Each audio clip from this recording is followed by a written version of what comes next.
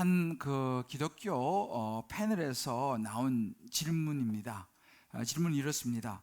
사회생활과 신앙생활 모두 다 잘하고 싶습니다.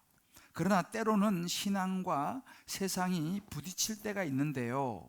진정한 그리스도인으로서 어떻게 해야 합니까? 라는 질문이었어요. 어쩌면 이것이 우리의 현실입니다. 신앙과 세상 사이에서 우리는 고민하죠. 아마 이런 질문들을 저뿐만 아니라 여러분들도 신앙생활 하시면서 때로 직장생활 하시고 뭐 사업하시고 여러 가정이나 상황 속에서 이런 질문을 아마 던져보셨을 거예요. 우리의 살아가는 삶이 참 이게 관계로 이렇게 엮여 있고 또 어떤 상황에서 내가 어떻게 처신을 해야 되느냐, 그렇죠? 우리 젊은이들은 또 학교 생활에서 또 청년들은 어떤 사회 문화 속에서 말이죠. 근데 그 패널에서 한때 이분이 그 MBC 뉴스데스크의 앵커로 오래 이제 했던 늦게 예수 믿었던 그 베이직 교회 조정민 목사님이 이제 거기 나왔더라고요, 보니까. 그래서 이제 그 사회자가 이 사회 경험이 많은 늦게 예수 믿은 이제 목사가 된 이 조정민 목사에게 이런 질문을 던졌습니다. 예수님이 요구하는 것과 회사가 요구하는 가치관이 충돌할 때 어떻게 해야 합니까? 라고 질문을 던졌어요. 근데 이분이 서슴없이 이렇게 얘기하더라고요. 그럼 그만둬야죠. 그러니까 이 사회자가 좀 당황했어요. 아니 그렇게 그래서 좀 당황했는데 이분이 이제 설명을 하더라고요. 예를 들어서 회사에서 쓰레기 폐기물을 밤에 몰래 버리라. 그렇지 않으면 내가 가만두지 않겠다라고 이제 말을 한다면 어떻게 하겠습니까? 그 회사를 고발하든지 아니면 그만두어야죠. 또 한 가지 예를 이야기했어요. 직장에서 분식 회계를 하라 라고 이제 지시가 사장님이 내리면 사장님을 설득을 하든지, 이건 곤란합니다, 하든지 아니면 그만두든지, 둘 중에 하나 해야 한다는 거예요. 그러면서 이분이 이제 그런 이야기를 했어요. 우리가 예수 믿으면서 신앙생활 하는데 적당하게 타협하는 것을 너무 우습게 생각하는 그런 경향이 있는 것 같다. 그러니까 예수 믿는 사람이 많고 교회 다니는 사람이 많지만 세상이 달라지질 않는 거 아니냐, 이거 우리가 좀 심각하게 생각이 되는 그런 부분이다 라는 이야기를 하더라고요. 자, 저와 여러분 어떻게 생각하세요? 이게 이제 뭐냐면 가치관의 충돌이에요. 세상의 가치관과 하나님 나라의 가치관, 그러니까 세상의 어떤 문화와 하나님 백성의 어떤 성경이 말하는 어떤 문화의 충돌이 일어나는 거예요. 이게 우리 현실입니다. 부딪히는 거죠. 여러분, 우리의 관심은 우리 자녀들을 양육하는 거죠. 마찬가지입니다. 자녀를 양육하는 예수 믿는 부모들의 고민이 뭡니까? 말씀대로 자녀를 양육하고 성경 중심으로 예배 중심으로 자녀를 키우려고 하다 보니까 세상이 말하는 세상의 문화, 세상의 방법, 그런 스타일하고 좀 안 맞는 거예요. 그런데 보니까 세상적인 방법과 스타일을 안 따라가면 불안한 거예요. 우리 애가 뒤처질 것 같고, 야, 이래가지고 요즘 시대에 될까? 이게 충돌이 일어나는 겁니다. 여러분, 부부 싸움을 가끔 하시지 않나요? 여러분, 부부 싸움을 하는 이슈 중에 중요한 게 뭡니까? 자녀 문제, 자녀에 대한 가치관이 서로 다르면 충돌이 일어나는 거예요. 애를 또 그런 식으로 키워야 되냐? 근데 아니, 애를 그럼 그렇게 안 키우면 어떡할 거냐? 이제 그래서 애를 양육하고 교육하는 문제에 대해서 부부가 이 가치관의 충돌이 일어나는 거예요. 그러니까 남편의 가치관과 부인의 가치관이 이게 서로 충돌이 일어나는 거죠. 직장에서도 마찬가지죠. 우리 청년들도 마찬가지예요. 지금 시대가 참 급변하기 때문에 청년들도 굉장히 이런 가치관의 충돌이 많이 일어납니다. 우리 청소년들도 마찬가지죠. 참 이게 쉽지 않은 우리의 삶의 현실입니다. 자, 그러면 저와 여러분, 우리는 예수 믿는 사람으로 하나님의 자녀로 살아가는데 우리에게 있어서 뭔가 이런 충돌에서 기준이 있어야 된다는 거예요. 중심을 잡아줘야 되지 않겠습니까? 오늘 우리가 보고 있는 이 출애굽기는요, 이 시작을 우리에게 그 충돌의 모습을 보여줘요. 충돌. 근데 충돌이라는 것은요, 딱 부딪히면 일단은 힘이 듭니다. 고통이 와요. 이런저런 힘든. 그러니까 아마 여러분들도 이제 삶에서 여러 가지 각자의 다 자기의 자리에서 이런저런 충돌이 일어날 텐데, 근데 출애굽기를 통해서 우리 하나님께 우리에게 보여주신 건 뭐냐면, 그런 충돌이 오면 고민이 되고 고통이 일어나는데, 우리 지난주에 봤잖아요. 고통의 시대가 오다, 우리 지난주에 말씀 보았지 않습니까? 이 애국 왕이 이스라엘 백성들의 인구를 이제 제한하고 더 이상 증가하지 못하도록 막기 위해서 아주 그냥 심한 노동을 시키는 이런 고통을 주는 거예요. 이게 충돌이 일어나는 거죠. 그런데 그 고통이 오니까 이스라엘 백성들이 이제는 하나님을 생각하고 출애굽할 생각을 하더라는 거예요. 그렇게 하면서 이제 구원이 시작되더라. 그러니까 이 고통은 곧 하나님의 구원의 시작이 되더라. 이걸 우리 지난주에 이제 우리가 본 부분입니다. 그러니까 사실은 여러분들이 이 설교를 들으면서 지금도 마찬가지예요. 이미 여러분 마음속에도 오늘 설교 들으시면서 마음에 갈등이 일어나신 분이 계실 거예요. 왜? 하나님 말씀을 들으면 내 안에 충돌이 일어나거든요. 그러니까 충돌이 일어나면 아마 마음이 좀 괴로우실 수 있습니다. 근데 여러분, 중요한 것은 뭐냐면요, 자, 우리 좌우분이 이렇게 한번 이야기해 줍시다. 마음에 충돌이 일어나면 소망이 있습니다. 마음에 충돌이 일어나면 소망이 있어요. 문제는 아무런 충돌이 일어나지 않아. 그러면 이거 좀 문제가 있는 거예요. 왜? 하나님의 말씀이 내 안에 없을 경우가 있을 수 있으니까요. 왜? 세상과 나가 하나니까 충돌이 일어날 게 없어요. 그러나 충돌이 일어난다면 내 마음에 좀 힘들다, 하필 오늘 와서 또 이런 설교를 내가 듣나? 이런 생각이 혹시 여러분에게 든다면 소망이 있는 거예요. 왜요? 그렇게 충돌이 일어나야지 거기서 뭔가를 생각하게 되고 거기서 하나님에 대해서 생각해 보게 되면서 구원이 시작될 수 있기 때문인 거예요. 할렐루야. 자, 이제 충돌은 다양한 모습으로 우리에게 옵니다. 뭐 다 달라요, 케이스가. 그러니까 고통도 우리에게 다양한 모습으로 오죠. 오늘 이 본문에 보면 이 애굽에 이제 새로운 왕이 등장하면서 요셉을 알지 못하는 이스라엘 백성들을 이제 무시하는 그런 새로운 왕이 등장하니까 이 히브리인들을, 그러니까 이스라엘 백성들을 그 사람 히브리인으로 부르죠. 이 히브리인들을 이제는 점점 좀 쇠약하게 만드는 정책을 이제 펴니다. 이제 더 구체적으로 생명을 위협하는 이제 이런 정책을 펴기 시작하는데, 그때 이제 등장하는 인물이 누구냐 하면 오늘 본문에 이 히브리 산파들이에요. 그러니까 이제 말하자면 애국 왕이 펴는 이스라엘 백성들에 대한 어찌 보면 아주 강한 약화시킨 정책을 명령을 하다는 애국 왕이 있습니다. 그리고 그 명령을 받아야 되는 이스라엘 백성들이 있는데 이걸 전달하는 중간에 이제 낀 사람이 누구냐? 이게 산파인 거예요. 중간 통로 역할을 누군가 해야 하지 않습니까? 명령을 받았으면 전달해야 되는 사람이 있지 않습니까? 우리 직장에도 보면 사장님하고 또 직원 사이 중간 역할을 하는 사람이 있지 않습니까? 그러면 위에서 오다가 내려오면 이거를 갖다가 중간에서 어떻게 전달해야 되는데 여기서 충돌이 많이 일어나지 않습니까? 그런 거죠. 그러니까 지금 여기 충돌의 접점에 있는 이 히브리 산파들이 있어요. 자, 그러면 여기서 이 충돌 접점에 있는 히브리 산파들이 어떤 선택을 하느냐 이 말이에요. 어떤 선택을 할까라는 것입니다. 이 애굽 왕과 이스라엘 백성 사이에서 저는 오늘 이 산파를 통해 주시는 우리 각자 삶 속에 주시는 성령님의 음성을 오늘 우리가 듣고 하나님의 말씀을 따라 승리할 수 있게 되시기를 주의 이름으로 축복합니다. 자, 그러면 우리가 충돌이 주는 심플하지만 두 가지 메시지를 오늘 한번 살펴보려고 합니다. 그 첫 번째 메시지는 뭐냐면 산파의 위험한 선택이에요.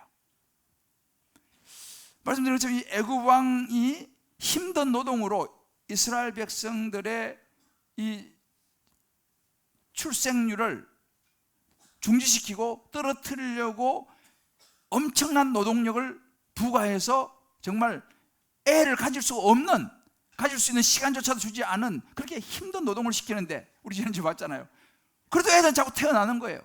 야, 이거 가지고 안 되겠다, 이건 이 정도 해가지고 안 되겠다 생각하면서 이제는 애굽 왕이 더 노골적이고 더 공격적인 정책을 딱 펴니다. 그게 바로 뭐냐면 산파를 불러가지고, 산파는 요즘으로 옛날 우리도 왜 조산소 이런 거 있지 않습니까? 그죠? 조산원. 그러니까 그 애를 놓으면, 집에서 애를 놓으니까 산파 가서 애를 받는 그 히브리 산파 대표 두 사람을 불러요. 불러가지고 무슨 명령을 내리냐면, 히브리 백성들, 이스라엘 백성들이 애를 놓으면 가서 이제 애를 받을 때 딱 태어나면 아들이면 죽이라, 딸이면 그냥 놔두고 아들이면 죽이라 라고 하는 명령을 내립니다. 자, 이 명령을 왕으로도 직접 받았습니다. 어떤 일이 일어날까요? 이 히브리 산파들은 그 명령을 딱 받았을 때 마음에 충돌이 일어나는 거예요. 왜요? 이 사람들은 하나님을 알고 하나님 말씀을 알았기 때문에 이 남자아이 태어나면 남자아이를 죽이는 것이 하나님의 뜻에 안 맞는 것이고, 하나님의 창조의 섭리를 어기는 것이고, 하나님이 기뻐하지 않을 거라는 걸 이 사람들은 이미 알고 있었던 거예요. 그런데 애굽 왕은 그런 명령을 내렸습니다. 자, 이제 마음의 충돌이라는 거예요. 고민이 되는 거죠. 여러분, 얼마나 힘들었겠어요. 이 히브리 아들 남자를 살리자니 목숨이 위태로운 거예요. 그것도 신의 존재인 왕이 직접 자기들을 불러갖고 명령 내린 거 아니겠습니까? 자, 눈에 보이는 애굽 왕의 명령을 따라서 애를 죽이고 편안하고 안전하게 살아갈 것이냐, 아니면 눈에는 안 보이지만 하나님의 말씀을 따라서 이 아이들을 살릴 것인가, 이제 선택의 기로에 놓인 겁니다. 충돌이라는 거죠. 자, 여러분이 뭐 어떤 선택을 하시겠어요? 산파들의 선택은 하나님이었습니다. 오늘 17절 말씀 보게 되면요, 그러나, 자, 이 충돌의 현장, 그러나 산파들이 하나님을 두려워하여 애굽 왕의 명령을 어깁니다. 남자 아기들을 살려요. 상당히 위험한 선택을 지금 하고 있어요. 목숨이 위태로운 선택을 합니다. 그러니까 이제 아니야 다를까 이런 소식이 들리니까, 남자 아이들이 태어난다더라는 소식이 들리니까 왕이 다시 부릅니다. 산파들을. 어떻게 이렇게 이런 일이 생겼느냐, 어떻게 남자애를 살렸느냐. 지금 뭐 분위기가 지금 거의 뭐 말 한마디면 그냥 바로 그냥 목숨을 잃는 그런 아주 급박한 상황이죠. 왕이 추궁하는 거죠. 내가 분명히 명령 내렸는데 왜 남자를 살렸느냐. 그때 이 산파들이 이야기를 하죠.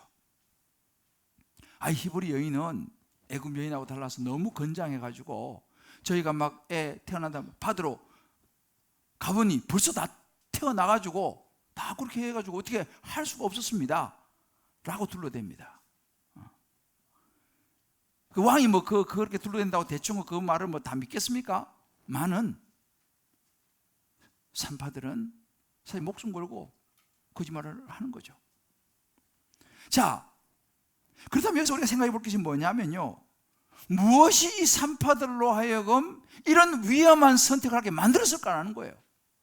무엇이 목숨을 걸고 이 남자애들을 살릴 수 있는 선택을 하게 만들었을까? 이 부분입니다. 무엇이 그렇게 했어요? 오늘 성경에서 그 이유를 정확히 얘기해 주고 있어요. 17절 말씀 보게 되면요, 그러나 산파들이 하나님을 두려워하여, 요거는 히브리어로 야레라는 말이에요. 야레.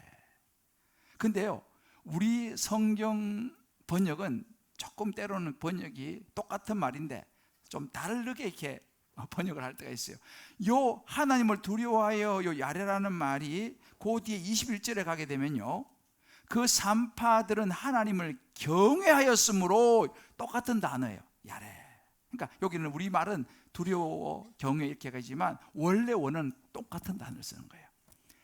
쉽게 말하면 이 산파들이 그 남자아이를 살린 것이 뭐냐면 하나님을 경외했다는 거예요. 물론 경외라는 말 속에 두려움의 의미도 들어있습니다만 하나님을 경외했다는 거죠. 애굽 왕보다 하나님을 더 중요시했다는 거예요. 하나님을 더 신뢰하고 하나님을 더 믿었다. 그래서 하나님을 선택한 거예요. 남자아이들을 살린 거죠. 근데 여러분, 이 야레라고 하는 하나님을 경외하는 것이 결국은 이런 선택을 하게 했는데, 이 하나님을 경외한다는 이 단어가 나오는 또 다른 성경의 사건이 있어요. 여러분 잘 아시는 사건이에요. 뭐냐면 아브라함이 아들 100세에 낳은 아들 이삭을 바치는 장면입니다. 하나님께서 100세에 낳은 이 아들을 갖다가 어느 날 바치라고 하는 거예요. 기가 막힌 일 아닙니까? 우리 여기 이제 저도 뭐 자식이 있습니다만은 여러분들도 한번 생각해 보세요. 아브라함도 사람 아닙니까? 아무리 그가 믿음이 있다 하더라도 자식 사랑이, 그것도 100살에 낳은, 그렇게 어렵게 낳은 자식을 바치라? 절대 쉽지 않을 것입니다. 아마 우리보다 아브라함의 아들에 대한 사랑이 크면 컸지 적지는 않았을 거라 생각하는 거예요. 심지어 이런 생각을 해보죠. 차라리 내가 죽고 말지 내 자식을 어떻게 죽이냐, 차라리 내가 죽겠습니다 라고 말할 그런 심정 아니겠어요? 그런데 아브라함이 있잖아요, 그때 어찌 보면 우리도 그렇잖아요. 내 전부를 걸고라도 우리 자식은 살리고 싶은 게 부모 마음이지 않습니까? 그런데 아브라함이 자신의 전부보다 더 중요한 아들을 살리고 아들을 죽이기로 결단을 해요. 왜? 하나님 말씀에 순종하려고.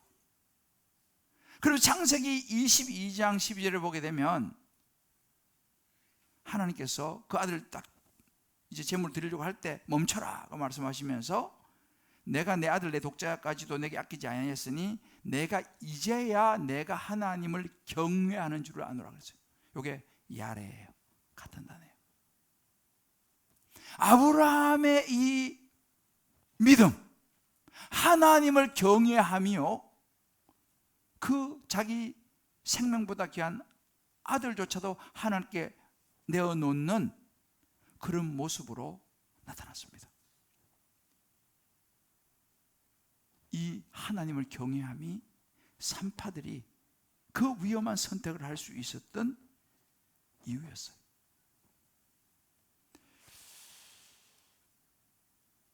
저는 이 말씀을 묵상하면서 정말 내가 예수를 믿는데, 내가 하나님을 믿는데 내가 하나님을 그렇게 경외하는가, 그런 생각을 해봤어요. 정말 하나님, 내 모든 전부를 포기하더라도 나는 하나님을 포기할 수 없습니다. 나를 위해서 십자가에 죽으시고 부활하셔서 나에게 생명 주신 예수님을 나는 포기할 수 없습니다 라고 하는 이 고백을 나는 과연 할 수 있겠느냐는 거예요.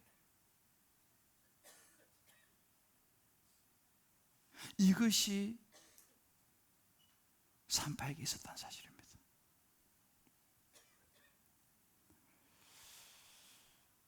이 예수에 대한 확신, 영원한 하나님의 나라에 대한 확신, 이 확신이 있는 사람은 이 산파 십부라와 부하와 같은 선택을 할 수 있다 이 말이에요.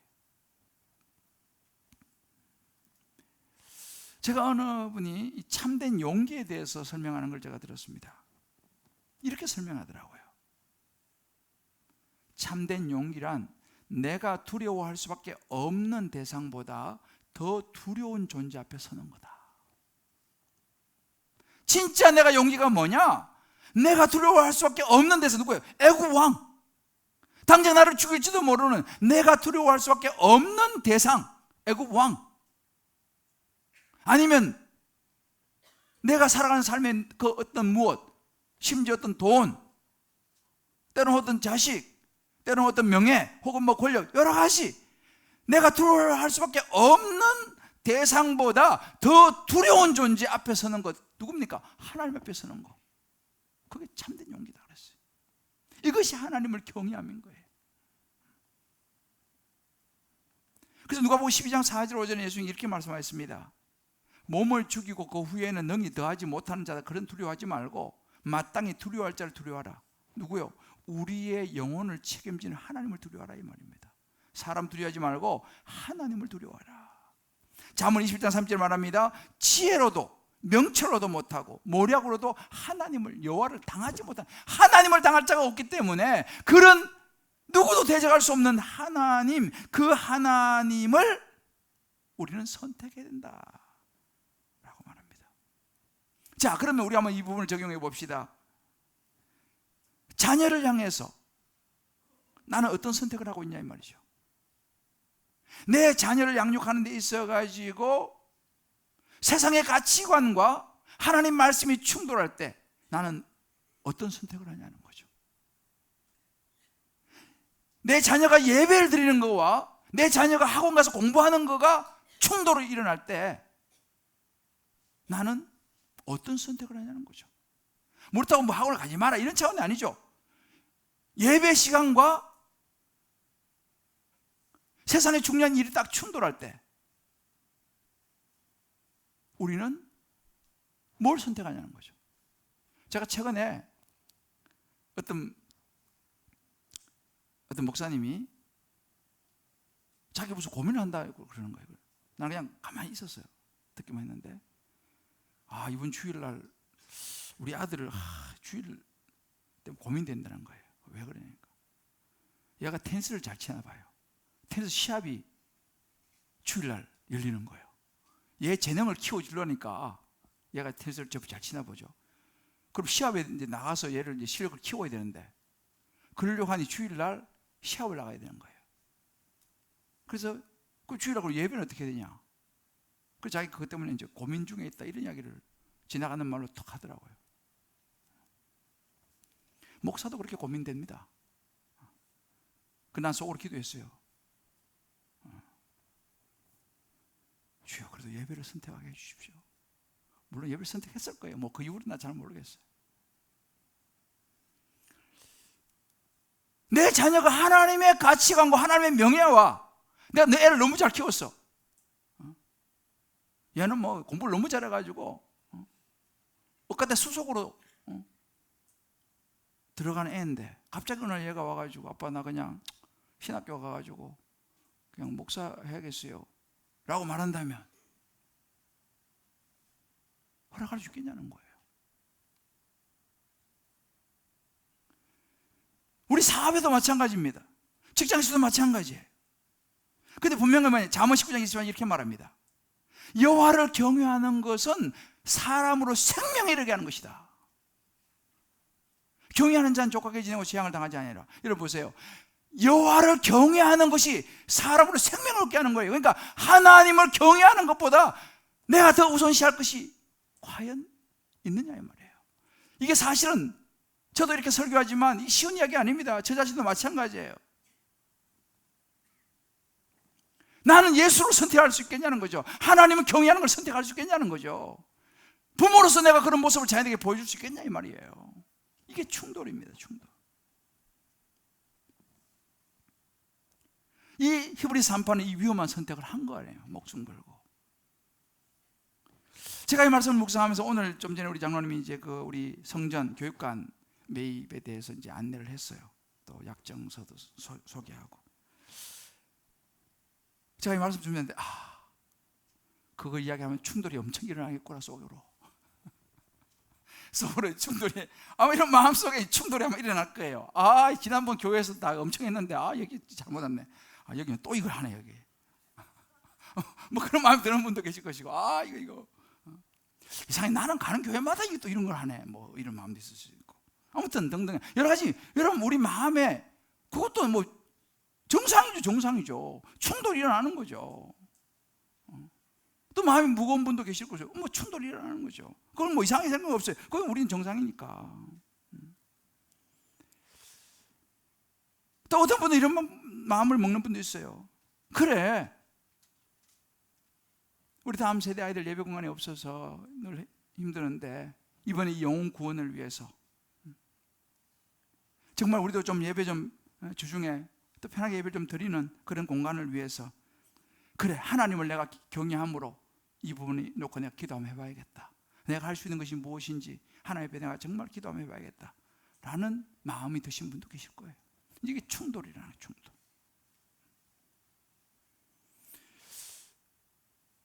오늘 말씀 노트에 제가 적어놨습니다. 적용입니다. 요즘 삶의 현장에서 가장 크게 부딪히는 일은 무엇입니까? 현실적인 안전한 선택과 하나님을 경외함으로 감당해야 될 위험한 선택과 순종사의 충돌입니까? 구원을 위해 내가 담대히 치러야 될 대가 지불은 무엇입니까? 내 인생이 하나님의 것이요 사는 목적이 사명임을 깨닫고 각자 한번 이것을 우리 충돌을 분석하고요, 그 충돌을 가지고 한번 여러분 다락방에서 한번 나눠보세요. 또 집에 가서도 여러분들이 자녀들 앉혀놓고요, 이 세상 가치관과 하나님 말씀의 가치관의 충돌이라는 게 뭔지 한번 서로 물어보세요. 애들한테도 이런 이야기를 나누어야 합니다. 자, 그렇다면 두 번째 메시지는요, 이 3파의 위험한 선택의 결과가 어떻게 되냐, 성경 우리에게 그 이야기해줘요. 어떤 그럼 이런 선택을 해서 결과가 어떻게 되느냐, 이런 악조건 속에서도 목숨을 내어놓는 이런 상황 속에서도 하나님을 선택한다는 것은 절대 쉬운 일이 아니었습니다. 그런데 이 3파는 남자아이들을 살리는 선택을 했어요. 이거 보통 믿음이 아니죠. 아까 얘기했죠, 야레, 아브라함의 그런 놀라운 믿음이었어요. 사실은요. 그 결과 어떻게 됐습니까? 이스라엘 자손들을 번성해 가는 거예요. 그리고 이스라엘 백성들이 이제는 출애굽할 때 약 200만 명 정도 됐는데 200만 명의 많은 식구들이 늘어나가지고 출애굽할 수 있는 준비가 되어집니다. 산파들은 거기까지 생각을 못했겠지만 산파들의 그 위험한 선택은요, 하나님의 구원을 준비하는 정말 귀한 선택이 되었죠. 자, 그렇게 한 다음에 어떤 결과가 왔느냐, 마지막 20절 21절에 그렇게 나와요. 하나님이 그 산파들에게 은혜를 베푸시니 그 백성은 번성하고 매우 강해지니라 그랬어요. 그 산파들은 또한 하나님을 경외하였으므로 하나님이 그 산파들의 집안을 흥하겠다 이렇게 합니다. 여기서 말하는 이 집안이라고 하는 것은 뭐냐 하면 산파들의 가정과 자녀들, 자식들을 많이 주었다는 의미예요. 그리고 그 자식들 혹은 남편, 아내, 그 자손들이 잘 되게 하셨다라고 하는 의미입니다. 자녀와 자손, 그 집안을 축복하셨다라고 성경 기록하고 있어요. 하나님의 보상이에요. 성경은요, 상급을 이야기합니다. 하나님의 성경은요, 보상을 이야기를 반드시 해요. 여러분이 잘 아시는 신명기 5장 10절에 보면 이렇게 말씀하세요. 나를 사랑하고 내 계명을 지킨 자는 1000대까지 은혜를 베풀겠다. 할렐루야. 하나님 1, 2, 3대가 1000대까지 내가 은혜 베풀겠다. 이게 하나님의 축복의 약속입니다. 히브리서 6장 10절 말씀 보면 이렇게 말합니다. 하나님은 불의하지 아니하사 너희 행위와 우리가 행동한 거 있잖아요, 그리고 하나님의 이름을 위해서, 하나님을 위해서 나타난 그 사랑 때문에, 하나님을 위한 사랑 때문에 이미 성도를 섬긴 거 이미 지나갔어요. 내가 주님 지난 시간 동안 하나님을 위해서 한 모든 헌신들 섬긴 거, 그리고 지금 이제도 섬기고 있는 거, 지금도 섬기고 앞으로 섬길 거, 이거를 잊어버리지 아니하신다라고 약속하셨습니다. 사람은 잊어버리죠. 뭐 좀 잘할 때는 아우 고맙습니다, 참 감사합니다. 그런데 시간 좀 지나면요 희미해져요. 사람은 그래요. 저도 보니까 그래요. 근데 우리 하나님은 그렇지 않다고 말씀하시는 거예요. 지나간 시간에 주님을 위해서 한 헌신과 섬김, 그리고 지금 앞으로 이것을 하나님이 잊어버리지 아니하신다. 할렐루야. 하나님이 그렇게 약속하셨어요. 사무엘상 2장 3절 말씀 보게 되면 이스라엘 하나님 나 여호와가 말하노라, 나를 존중히 여기는 자를 내가 존중히 여기겠다 했어요. 하나님을 존중히 여기는 사람, 하나님의 일을 귀하게 여기는 사람, 하나님, 내가 그런 사람 존중히 여기겠다 이야기하는 거예요. 사무엘하 7장 11절 말씀 보게 되면요, 여호와가 또 내게 이르노니 여호와가 너를 위하여 집을 짓겠다 약속하세요. 이 대목이 어떤 대목이냐면요, 다윗이 성전을 짓기 위해서 애를 썼을 때 하나님이 성전 짓는 거 허락을 안 했어요. 성전 짓고 너무 좋은 일이잖아요. 근데 너는 안 된다, 네 자녀를 통해서 내가 하겠다. 그래서 솔로몬을 통해서 성전을 짓지 않습니까? 그런데 하나님께서요, 그 마음을 받으시고요, 엄청 축복하시는데 그때 한 약속이 뭐냐 하면, 내가 너를 위해 집을 짓겠다. 여기서 말하는 집이라는 것은 너와 네 자손을 내가 축복하겠다. 다윗의 자손들이 엄청 축복을 받았죠. 하나님께서 말씀하시는 거예요. 히브리 산파들을 이 그렇게 위험한 선택을 해서 하나님을 섬기니 그 집안이 흥황하도록 하셨다. 놀라운 축복을 하셨다는 것을 성경 우리에게 보여주고 있어요. 여러분, 우리가 분명히 알아야 될 것은 이것입니다. 여러분, 복을 누가 주시죠? 여러분, 우리 자식들이, 저도 우리 자녀가 잘 되기를 바랍니다. 우리 자식들이 잘 되게 하는 거, 내가 잘 되고 우리 집안이 잘 되게 하는 거 누가 하시죠? 하나님이 하세요.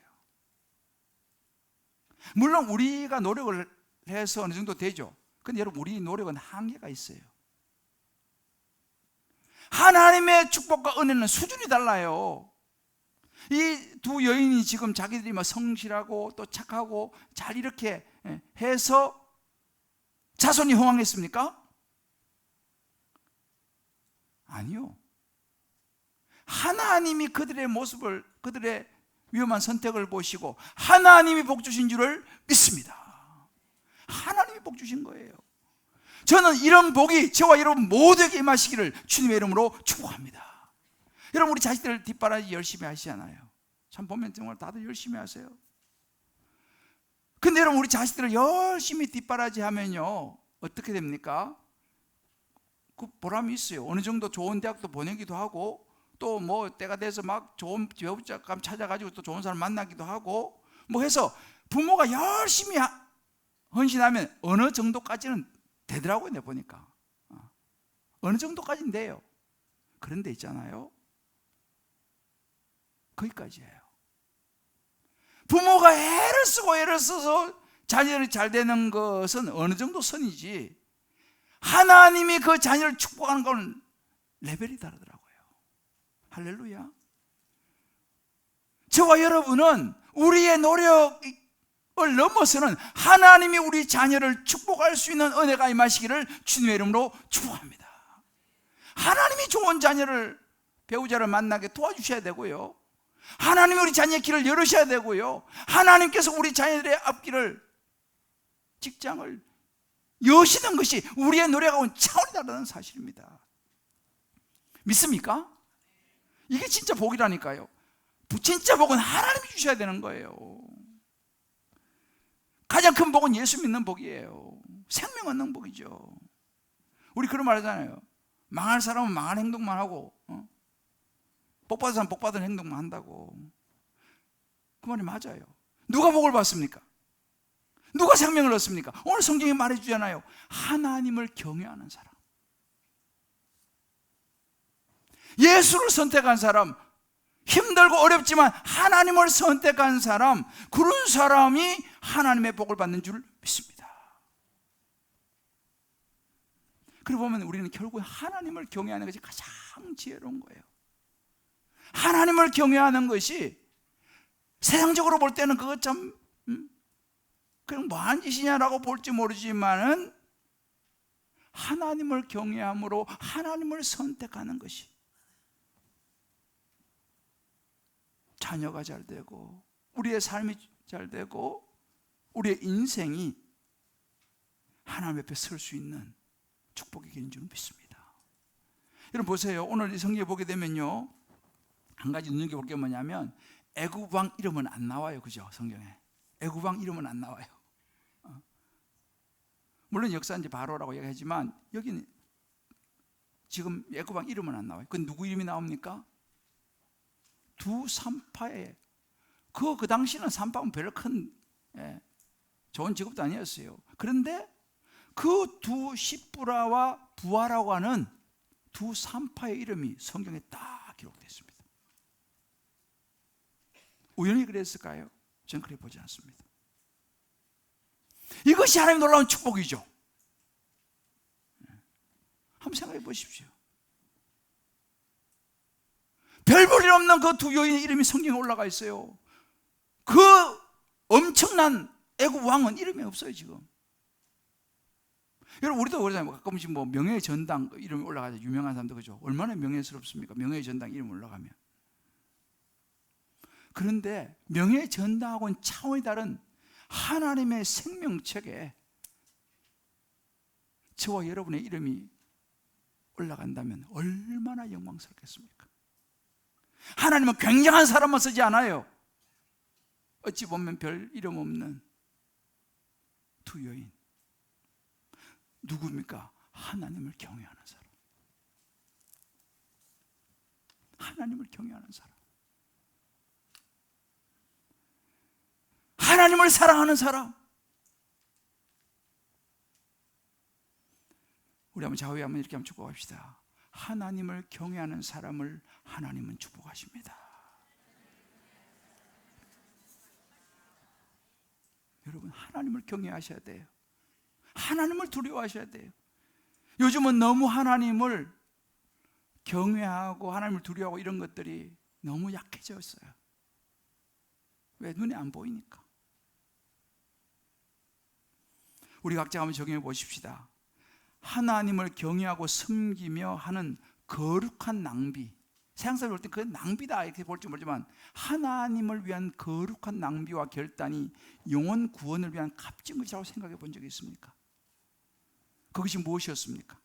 나와 자녀, 자손, 직장, 사업의 은혜와 복을 더하여 주실 분이 하나님이심을 믿습니까? 별로 아멘 안 하지. 다시 물어보면 이게 중요한 거예요.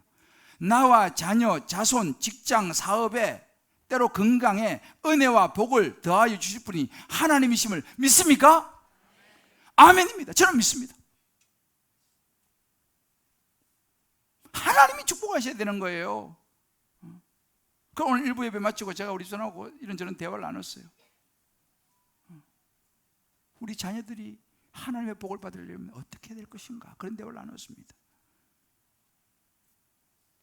그리고 뒷부분에 시뿌라와 부하처럼 영원한 상급과 멸류관을 바라보며 삶의 여러 상황과 일 속에서 어떤 선택을 해야 될지 각자 적용을 나눠봅시다.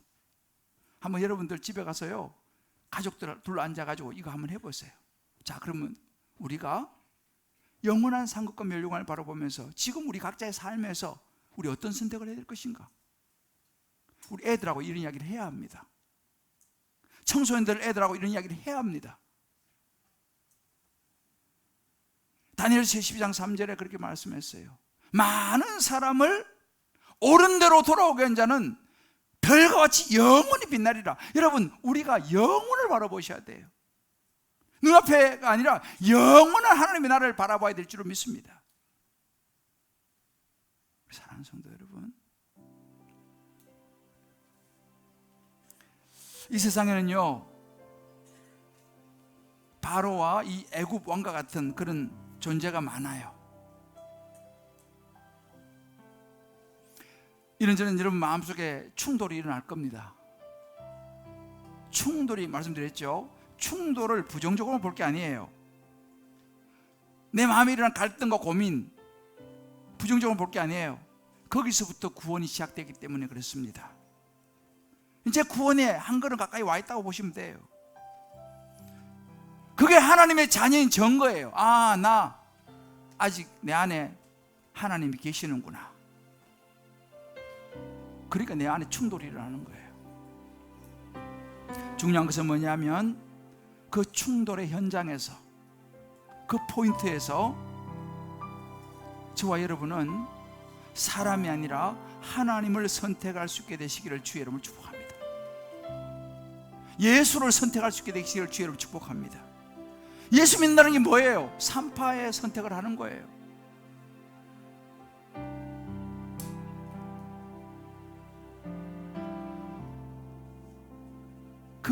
이런 생각이 들죠, 여러분들. 아유, 목사님, 그런 선택을 한 사람이 얼마나 되겠습니까? 그죠? 그 산파 선택하기 얼마나 힘드는데 그거 선택한 사람이 도대체 몇이나 되겠어요? 그런 질문이 나올 수 있겠죠. 이거 중요한 대목입니다. 자, 옆에 분, 자, 부부, 가족은 손도 좀 잡고, 자, 잡았습니까? 옆에 모르는 분들 그냥 서로 바라보시면서 그 얼마에 우리 들어갑시다. 할렐루야. 에이구, 그런 사람이 얼마나 되겠어요? 그렇죠, 얼마 되겠습니까? 그 얼마에 저와 여러분이 들어갈 수 있게 되기를 주여 여러분 축복합니다. 그러면 하나님 약속하신 것은 그 집안이 흥하게 될 것이다. 믿습니까? 그 얼마에 우리가 들어가면 되는 거예요. 안 될 거 없습니다. 얼마나 될까? 그 얼마에 우리가 들어가면 되는 거예요. 그러면 하나님께서 약속하신 놀라운 하나님을 경외하는 사람에게 주시는 은혜와 복이 임할 줄을 확신합니다. 여러분, 주님을 섬기는 일에는 후회가 없어요. 저는 이 찬양을 여러분들 같이 부르면서 오늘 말씀 붙들고 같이 오늘 기도를 좀 하려고 하는데요, 하나님이 쓰시는 사람은요, 하나님 경외하는 사람이에요. 하나님 말씀에 순종하는 사람이에요. 우리 자녀들을 그렇게 키워야 돼요. 하나님 말씀에 순종하게 키워야 돼요. 공부해라, 공부해라. 그거보다 더 중요한 건 뭔지 아세요? 자녀가 예수님 제대로 만나게만 도와주시면 공부하지 말아도 공부합니다. 하나님을 경외하는 걸 알려주면요, 스스로가 하게 돼 있어요. 나의 평생에 가장 복된 일이 뭐냐? 나의 평생에 가장 잘한 일이 뭐냐? 예수를 만난 거고 예수를 섬긴 것이라, 하나님을 경외하는 것이라. 우리 한번 찬양하고 기도하겠습니다. 나의 평생에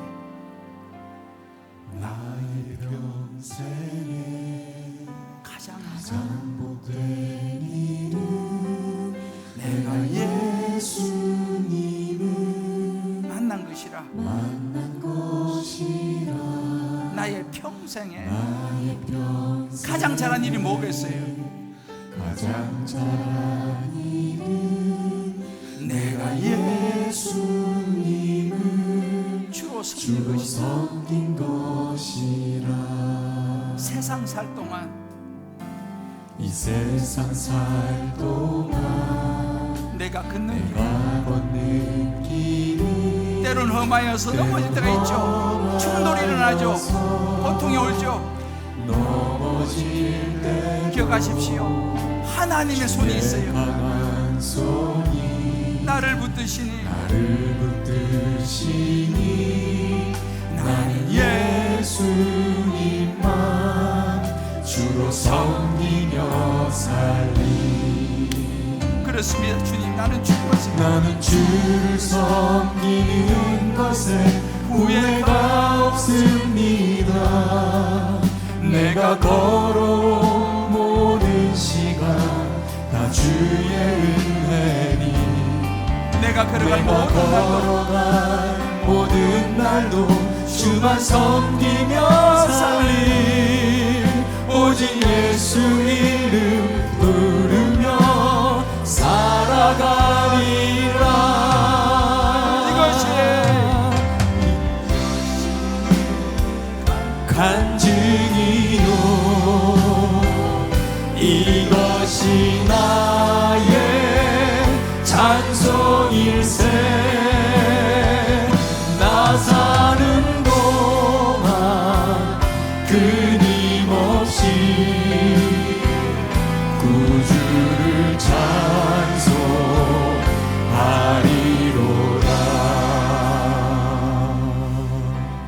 우리 한번 이 시간 기도합시다. 하나님, 저에게 산파의 믿음을 주시옵소서. 아멘. 하나님을 경외하는 믿음을 주시옵소서. 아멘. 내가 하나님을 경외함으로 우리 자녀가, 우리 자손이, 우리 집안이 하나님의 앞에 흥하게 하여 주시옵소서. 아멘. 충돌의 시간, 하나님을 위해서, 구원을 위해서 담대한 선택을 하게 도와주시옵시고, 아멘. 감당할 힘과 용기를 주여 허락하여 주옵소서. 아멘. 하나님 약속 붙들고 두려움을 물리치고 세상에 맞서 당당하게 하나님을 선택하게 하여 주시옵소서. 아멘. 우리 자녀가 그런 자녀가 되게 하여 주옵소서. 아멘. 우리의 삶이 그런 삶이 되게 하여 주옵소서. 아멘. 우리 주님께 보면 교회가 그런 교회가 되게 도와 주옵소서. 아멘. 우리 저희 주가 간절히 한번 기도하겠습니다. 주여, 나는 주를 섬기는 것에 후회가 없습니다. 내가 걸어온 모든 시간 다 주의 은혜니. 하나님 아버지 그렇습니다. 내가 걸어가 자기 주를 하나님 말씀하신 아브라함 주만 섬기며 하나님 아버지 왕의 영을 누리고 오직 예수님을 아버지 부르며 살아가리라. 하나님을 나는 주를 섬기는 것에 후회가 없습니다. 내가 걸어온 아버지 도와주시옵소서. 하나님 하나님 아버지 그냥 내가 걸어가 아버지 도와주시옵소서. 주만 섬기며 살리 오직 예수님을 부르며 살아가리라.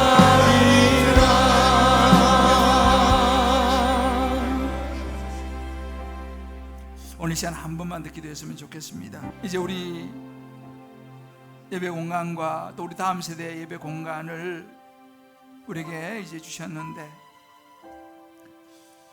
정말 우리가 이제는 기도하면서 이 일을 온 성도가 같은 마음으로 각자 기도하면서 이 사명을 같이 우리가 감당했으면 좋겠습니다. 하나님은 반드시 하실 줄을 믿습니다. 우리 이 시간 마음을 모아서 하나님 아버지, 이번 우리 이 성전과 이 교육관이 이제 잘 매입되게 도와주시고, 그래서 정말 이곳에서 마음껏 예배하고 또 주중에 또 많은 모임들도 가지고 또 우리 자녀들도 주일날 이제 정말 각 부서별로 예배실을 마련해서 더 집중해서 예배드릴 수 있도록 주여 은혜를 베풀어 주옵소서. 아멘. 우리 일을 위해서 우리 하나님의 도우심을 구하고 하나님 은혜 베풀어 주시고 하나님 도와달라고 우리 주여 외치고 간절히 이 일을 위해서 한번 같이 한번 기도하며 나가겠습니다. 주여, 나는 주를 섬기는 것에 후회가 없습니다. 내가 걸어온 모든 시간 다 주의 은혜니. 내가 걸어간 모든 날도 주만 섬기며 살리 오직 예수님을 부르며 살아가리라. 나는 주를 섬기는 것에 후회가 없습니다. 내가 걸어온 모든 시간 다 주의 은혜니. 내가 걸어간 모든 날도 주만 섬기며 살리 하나님이 은혜를 베풀어 오직 예수님을 부르며 살아가리라.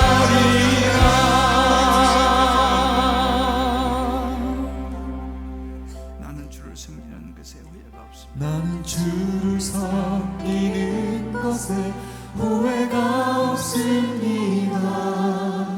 내가 걸어온 모든 시간 다 주의 은혜니. 내가 걸어간 모든 날도 주만 섬기며 살리 오직 예수 이름 부르며 살아가리라.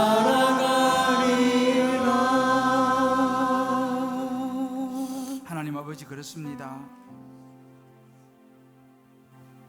우리의 영적인 눈이 떠지게 하여 주시고 하나님을 날마다 경험하며 살게 하여 주시옵소서. 아멘. 자기의 전부를 걸고 위험한 선택을 한 산파와 같이 또 아브라함처럼 우리에게 주여 우리 삶의 현장에서 이 믿음과 이 용기를 허락하여 주옵소서. 아멘. 그래서 현재와 미래 우리 모든 자손들까지도 하나님의 복을 누리게 도와주시옵소서. 이 나라 이 민족이 그런 복을 누리게 하여 주시옵소서. 멀리 보면서 하나님 앞에 섰을 때 우리의 모습을 생각하면서 오늘을 선택하게 하여 주시옵소서. 아멘. 하나님을 섬기는 일에 후회가 없을 줄 믿습니다. 아멘.